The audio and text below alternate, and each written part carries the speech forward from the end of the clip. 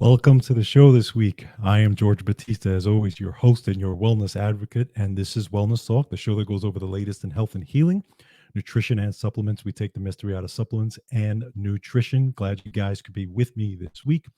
Make sure you go to georgebatista.com and check out all the information that we have there. And by the way, you can watch the replays of this show there. You could also listen to this show on that website as well if you're not going to listen to the other platforms. But either way, you can listen to it also on Spotify and Apple Podcasts and any other platforms or wherever you get your podcasts. All right, so let's dive into some of the articles that we're going to go over this week. We're going to talk about vitamin D and DHA needed for serotonin, mood, and impulse control. So we all know we've heard about serotonin. We all know how serotonin is treated by the medical community, obviously, or the mainstream medical community anyway.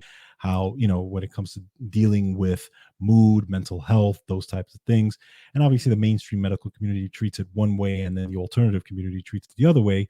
We're going to talk about more of the uh, more alternative way of dealing with serotonin levels through nutrition. Okay, because you really don't hear about that a lot through the mainstream medical, where they deal more with different types of pharmaceuticals and that type of thing. We're going to talk about actually dealing with it with things like vitamin D and omega-3s and that type of thing, because nutrition is extremely important when it comes to mood, when it comes to impulse control, when it comes to mental health in general. So we're going to talk about how vitamin D and DHA both affect serotonin. Very important. Then, from Wellness Resources, glutathione and vitamin D. I bet you didn't know that glutathione and vitamin D actually have a synergistic relationship. They actually work together. So we're going to talk about a powerful, essential connection between both of them and how they work together and why you need to make sure that you have adequate levels of both in your body and to make sure that you are protected in many, many ways. So very powerful stuff. Then from Jillian Levy, we're going to talk about a study that study finds the benefits of probiotics for depression. So again, we're getting into this gut-brain connection that we've talked about in the previous podcast. And if you didn't get a chance to take a look at that, check out the last couple of podcasts I did where I talked about how the gut-brain connection and the vagus nerve and how the neurotransmitters that go up and down this connection are very, very important. And I think it's something you definitely want to take a look at. But we're going to talk about how probiotics affect this and how important are probiotics when it comes to dealing with, again, mood and stress and mental health and these types of things. So it's very, very important. This is brand new information on this. So that's what we got on tap for this week. So let's dive right in. All right, first, vitamin D and DHA needed for serotonin, mood, and impulse control. This is from Wellness Resources. Okay, so we know about serotonin. We know that people with higher serotonin levels tend to have better moods, better positive behaviors. People with lower serotonin levels generally tend to have more aggressive, angry, quarrelsome behaviors. They seem to be more impulsive. Their mood seems to be not great. Okay. And serotonin, we know, is a neurotransmitter in your brain, right? So we know that serotonin helps you focus on long-term plans, helps you to be able to delay immediate gratification, things like that. But these things are also affected by your vitamin D status and your omega-3 oil status. And this actually has a major effect on the neurotransmitters in your brain. So we're going to go over that and why that's important. A lot of this work has been done by Dr. Bruce Ames, who I've talked about on this show before. He is he's a brilliant scientist when it comes to vitamins and minerals. He's in his 90s and he's talked about how vitamins and minerals interact with the body. I talked about the triage theory, which is actually the theory that he came up with when he talks about vitamins and minerals rationing in your body when you don't have enough of them. Extremely important information. Definitely check him out. That's Bruce Ames, Ames. But he has talked about the vitamin D and omega-3 connection with the brain. So why is all this important? Because we know that vitamin D is a hormone. Okay. And it's a hormone basically that controls over 900 genes in your body, but particularly it controls two genes called TPH2 and TPH1. Now, these genes are responsible for converting the amino acid tryptophan into serotonin. Okay. Now, why is that important? Because if you don't have enough vitamin D, if it's inadequate, it actually hinders the natural production of serotonin in your brain as gene activation gets impaired. So, extremely important right off the bat. You got to have enough of vitamin D in order for this to happen. A lot of people don't realize this, okay? Because there's a receptor site, there's a site in your brain, it's called the vitamin D response element. And this is where it actually happens. So, if you don't have enough, this gene activation is not happening. And this, by the way, affects a lot of different genes, but we're talking about specifically serotonin and mood and that type of thing. So vitamin D, vitally important with this. And obviously, those of you who are like me, maybe have darker skin, don't get as much vitamin D when you're outside. So I always suggest supplementing, especially when you're coming towards the winter months, which we are now, definitely making sure that you're supplementing with vitamin D and getting enough. And by the way, a lot of people in the winter months actually their mood actually goes down. Right? There are a lot of people that actually have a kind of get into more of a bad mood or seasonal type of bad mood when you get into the winter months. And obviously, when you're living in the Northeast like I am, and it gets dark really early, and then you have tons of snow and freezing cold and all that, it definitely can affect your mood. Believe me. But you want to have adequate vitamin D during the winter. Again, now we know for serotonin, because that's number one, it's going to affect your mood, but also just to make sure that you're protecting your immune system and activating all these 900 genes that vitamin D is responsible for. So vitamin D, vitally important. Now, along with vitamin D, your brain also needs significant amounts of omega-3s every day to function. Where do we get the omega-3s? We all know salmon, tuna, herring, sardines, all these different type of fish. This is where you get your EPA and your DHA, which are the two vital compounds in the omega-3s. Okay. Now, why is that important? Because these omega-3 fatty acids are required for how your brain utilizes serotonin as well as many other bodily functions. Okay. So I would suggest, obviously, if you're eating a lot of fatty fish, you have to be a little bit careful with the fish, because a lot of fish has toxins, a lot of fish has mercury, that type of thing. So if you're not getting your fish from like wild caught, for example, wild caught salmon, that's typically the way I get my salmon, wild caught.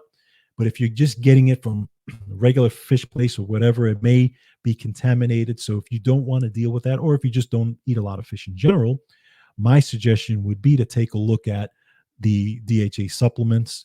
So, for example, if you want to take a look at Wellness Resources, they have a great daily DHA and another supplement called leptinol. They're both the natural triglyceride forms of fish oil, which means that they're highly absorbable. And these oils are molecularly distilled, which means that it removes all the harmful toxins without high heat and solvents. Okay. And they're also third-party tested for quality. So make sure, if you're looking at supplementation when it comes to omega-3s, check out Wellness Resources and those products. Now, let's talk about omega-3, DHA, and serotonin. So DHA makes up about 30% of the brain's fatty acid content, and it's found in high concentration in nerve cell membranes and receptor sites. Okay. So DHA makes cell membranes flexible, which helps things move in and out of the cells. And this is why it's important, because you have to have enough DHA around the cell for it to be pliable, flexible, for these receptor sites to be able to bring in the nutrients that are coming in from food and supplementation. If you don't have enough of this DHA, enough to fill the cell, your cells actually tend to get stiff. And this is a problem, okay? Because when cell membranes are stiff from inadequate DHA, they are harder for serotonin to bind into the receptor sites. So think about it. If you're not getting enough of the DHA, the serotonin is not binding, or not enough serotonin is binding into the receptor sites. Therefore, you get a decrease in serotonin levels in the brain. Huge. This is huge, right? Other neurotransmitters like dopamine, neurocompounds are also required. They also require DHA to dock to these receptor sites. And that's just some of those neurotransmitters. I mean, there's a lot of things that require docking of receptor sites. Very, very huge and important. But this is key when it comes to having enough DHA. Now, you also get another compound when you're taking in enough fish oil, and that's called EPA. EPA is vitally important for this as well. Now, why is that so? Because when you're taking in the omega 3s, okay, when you're taking a lot of different omega 3s, there's compounds that are made that are called prostaglandins. There's three different types of prostaglandins. There's series 1, series 2, and series 3. Okay. The series 1 and 3 prostaglandins are anti-inflammatory. Okay. Again, this is where it comes from your omega 3s. This is where you get the anti-inflammatory effect, specifically from the EPA. EPA is very anti-inflammatory. Now, we also have prostaglandin series 2, which is pro-inflammatory. And this you would get from your omega-6 oils. So, for example, the corn oils, all right, from the processed diet. So, for example, when you're getting corn oil, soy oil, safflower oil, sunflower oil, all those types of things from frozen foods and preserved foods and just highly processed foods, you're getting a lot of the prostaglandin series 2, which is pro-inflammatory. Now, we know that the average American diet, or the standard American diet, is completely out of balance between omega 3s and omega 6s, right? So we know that it's very high in omega 6 and very low in omega 3. So what do? We need to balance that out. Very important to balance that out, the omega 3s versus the omega 6. If you can get more omega 3s and omega 6, you're doing very, very well. Okay. So why is that important? Because in your brain, the prostaglandin series 2, which is the pro-inflammatory prostaglandin, actually inhibits the release of serotonin. Okay. But if you have enough of the EPA from the omega 3s, it actually blocks the production of prostaglandin series 2, therefore bringing down the inflammation, therefore helping to make sure that serotonin is released. Very, very powerful stuff. Okay. So you got to make sure that you're getting enough of the series 1 and 3, and making that means you're getting enough of the omega 3s, EPA, and DHA. So now a lot of people ask about the plant-based omega 3. So when you look at like your flax seeds, your hemp seeds, your chia seeds, your those types of things, that's what you call ALA, which is alpha linoleic acid. Now, they can be helpful too. The problem with this is that alpha linoleic acid, or again, the flax seeds, the hemp oils, those types of things, they're not converted very well in the body.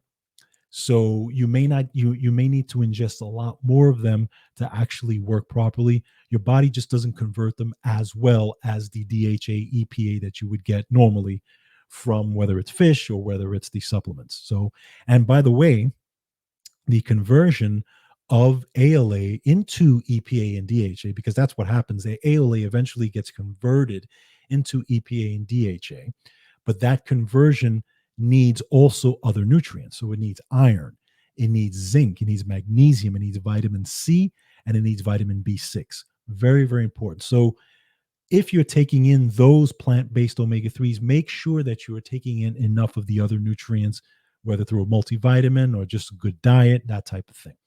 Other things that affect serotonin as well: stress, low protein diets, poor quality diets, low estrogen levels, high inflammatory compounds, all that stuff affects serotonin synthesis. So the moral of the story: making sure you're getting vitamin D and you're getting enough of the omega 3s, DHA, and EPA, because it plays a critical role in making sure your serotonin is optimal. Now, I would suggest, if you're consuming it in supplement form, again, you can check out the Wellness Resources brands, but I would suggest making sure you're getting 1 to 2 grams of omega 3 fish oils. Okay. And that's going to give you, depending on which one you're taking, but it probably give you maybe 500 of the EPA and DHA. But the higher you can go with the EPA and DHA, the better it is. But at least 1 to 2 grams of fish oils. Then on top of that, 1,000 to 5,000 units of vitamin D a day.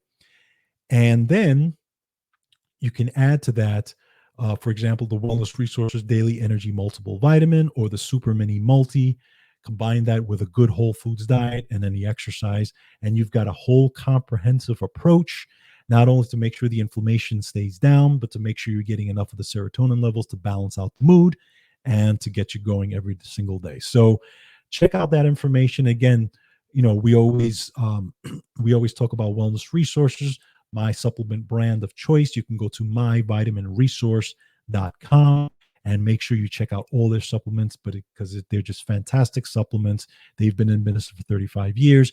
They know what they're doing when it comes to supplementation. So check it out. Stuff to keep in the back of your mind.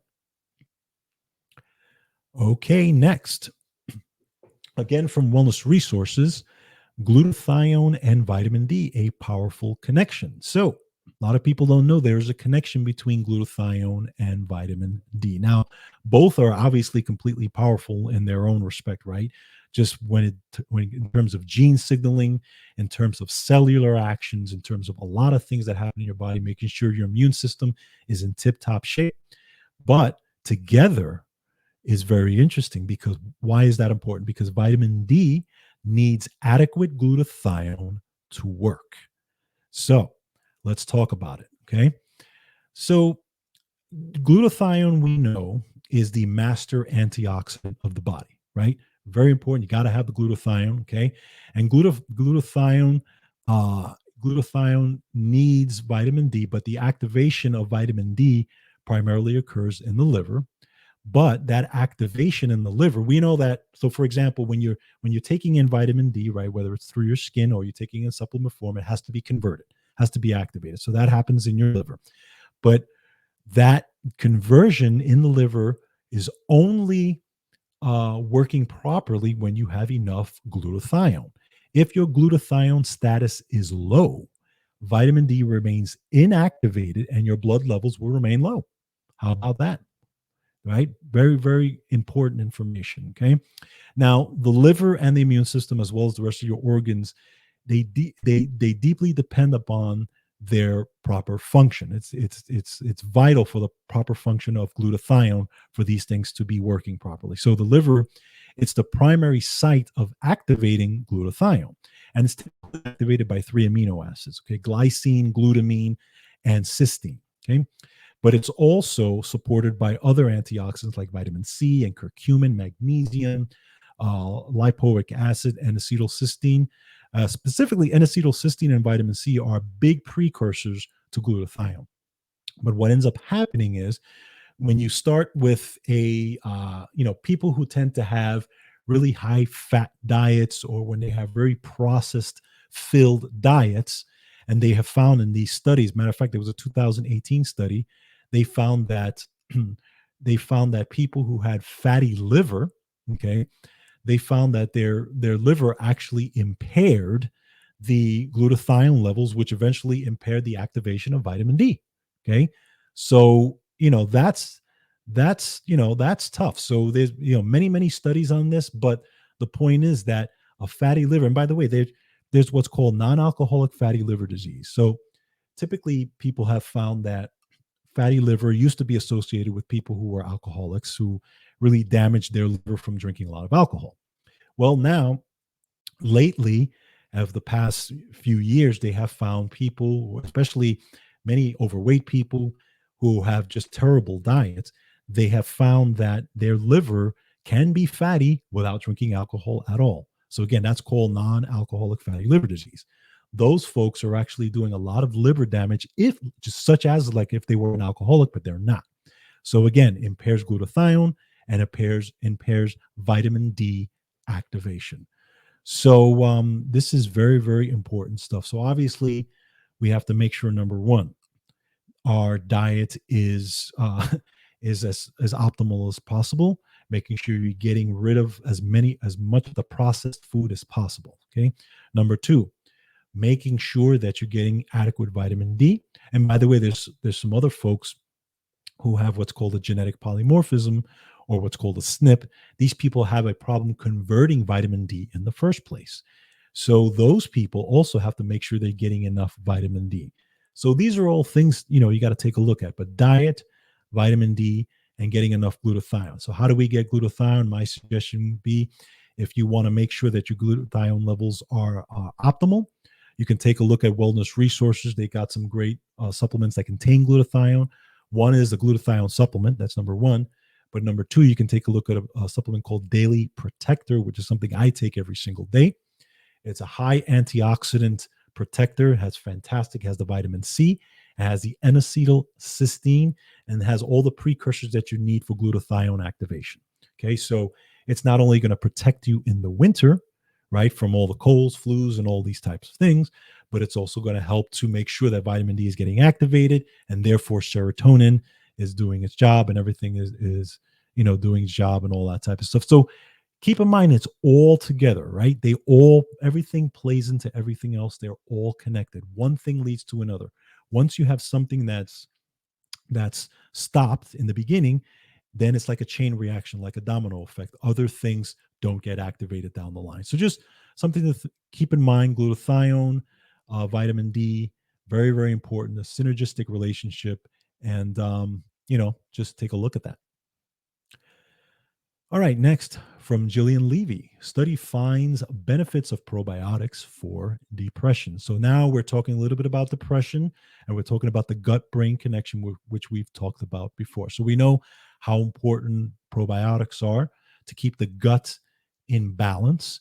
And by the way, I've talked about it before, but we know that there are so many signals coming from the gut to the brain, actually more signals, more neurotransmitter signals that go from the gut to the brain than the brain to the gut. So that gut has to be in balance in order for you to make sure that everything is working properly, and your brain and your focus and your mood and everything is working properly, right? So let's take a look at the study. It was a 2022 randomized controlled trial published in the journal Translational Psychiatry, and they found evidence that probiotics can function as a promising new treatment approach for major depressive disorder. Okay, so let's quote here. So this particular study sought out to determine whether short-term high-dose probiotic supplementation could reduce depressive symptoms by causing gut microbial and neural changes in depressed patients. So patients who were struggling with depressive episodes either took a multi-strain probiotic supplement, or there was a placebo, and they did it for 30 days. And they also were doing their normal treatments that they do as well. And then the patients completed an assessment after the 30 days about their symptoms. And they found that those who took the probiotics, it was found the microbial diversity and abundance of the probiotic strain called lactobacillus were both increased. And these increases were associated with decreased depressive symptoms. And another finding was that activation of certain neurons associated with depression was significantly decreased after the probiotic intervention. Fantastic. That is amazing information. Okay. So, and some studies also on this, they did another systematic review, and they found that certain probiotics present in the gastrointestinal tract may improve the central nervous systems associated with depression by increasing the production of free tryptophan, which then is converted to serotonin, right? We just talked about that in the previous article. So again, it all ties together, right? So making sure that you support your gut lining and your gut integrity, because it's also going to support your immune system, okay? You have to make sure that you're getting in enough of the good bacteria to balance out the bad bacteria. So how do we do this? Obviously, we're taking out the sugar, right? Take out as much sugar as possible. Why? Because bad bacteria actually loves sugar. Okay, so try to take out some of that. If you find that you're dealing with, some symptoms of dysbiosis, dealing with symptoms of Candida albicans, or basically your gut is out of balance, right? You're getting a lot of gas, a lot of bloating after meals. You're getting a lot of stomach pains, that type of thing. And then on top of that, you're finding your mood is off. You can't focus as much. Maybe your memory is off. Maybe you're a little bit more cloudy, right? You have more of a brain fog, and you found this happening more and more as time goes on. Yeah, you got to take a look at this gut brain connection, because one feeds into the other. So these are just things to take a look at. You may be dealing with some kind of again, constipation, diarrhea, all these types of things. So making sure you're getting enough of the essential, obviously the essential nutrition, vitamins and minerals, very essential. Making sure you're getting enough of the probiotics. You want to take a look at some of the wellness resources products when it comes to digestive digestive supplements. So, for example, you can take a look at Digestive Helper, has great enzymes in there to help with digestion. If you're having a problem with digesting, you can take a look at wellness resources. Superdophilus, it also contains the beneficial bacteria that you need. You can take a look at that as well. And they have many, many supplements that deal with the gut. I would take a look at all those, but then obviously making sure, again, balanced nutrition and balancing just overall. Once you get your gut in balance, especially if you're dealing with that gut brain problem, many times you will find that a lot of the fog and a lot of the mood and all those types of changes go away. So just some things to think about and to keep in the back of your mind if you're taking a look at gut brain balance, probiotics. But this is great information on this. I definitely want to see more studies on probiotics for depression, because again, a lot of the, again, mainstream media does not deal with or does not like to check out nutrition when it comes to mental health, when it comes to depression, mood changes and all that. And sometimes nutrition plays such a huge part of it, and it's just not being looked at, and it's sad. So I would take a look at that and see how it goes. But it's very, very important information, and I think more studies need to be done on that. All right, so that was it for today. I want to thank you so much for joining me. Just make sure, again, you go to georgebatista.com, check out all the information that we go over. And for wellness resources, you go to myvitaminresource.com, check out their supplements, great supplements that I take every single day and my family takes. And otherwise, make sure you take care of yourselves and each other. And as always, control your health. Have a great day.